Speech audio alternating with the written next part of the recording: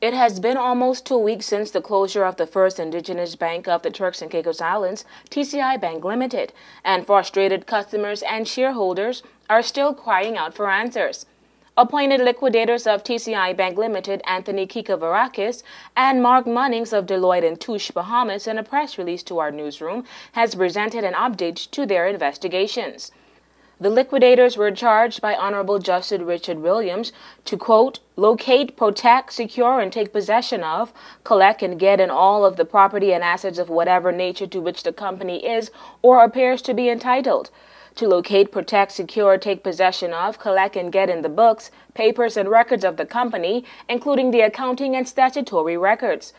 To investigate the affairs of the company so far as it is necessary to locate, protect, secure, take possession of, collect, and get in the assets of the company, and, if deemed appropriate, to draft a scheme of arrangement on the provision of Section 8486 of the company's Ordinance CAP 122 between the company and its creditors, to give effect to and or facilitate a reorganization, and to seek whatever directions are required in respect thereof from the court, end quote. According to the release, up to the date of their appointment, the liquidators found that the company was having serious liquidity concerns and that new funds in the amount of US $5.5 million had to be loaned to the company by one of its majority shareholders. The loan is secured by a fixed and floating charge over the unsecured assets of the company. It was also revealed that shortly after the introduction of the new funds, noted $5.5 million, 3 large withdrawals totaling approximately US $4 million were made, thereby almost taking the company back to its earlier liquidity position. A major capital injection is still necessary to save the company, as well as a commitment from depositors not to withdraw funds, end quote.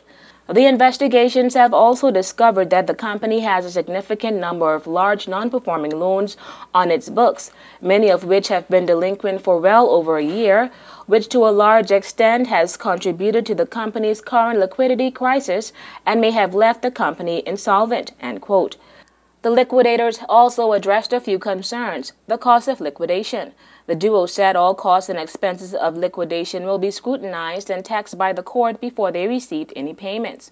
Another area of concern was that of interested parties, David Kasoya and Phil Biden. The liquidators pointed out that they intend to meet with this party to discuss a new proposal. Other interested parties include an investor out of Trinidad and Tobago, a Bahamian bank, and a group comprising some of the Eastern Caribbean shareholders. Kikavarakis and Munnings said, quote, there is no quick fix to the situation due to the varied interested groups and the number of proposals that are being made.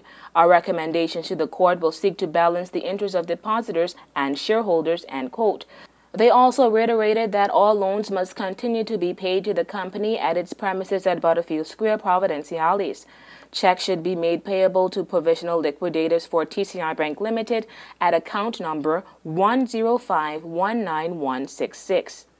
The liquidators ended by asking customers for patience and promised to conduct town hall meetings to be announced soon.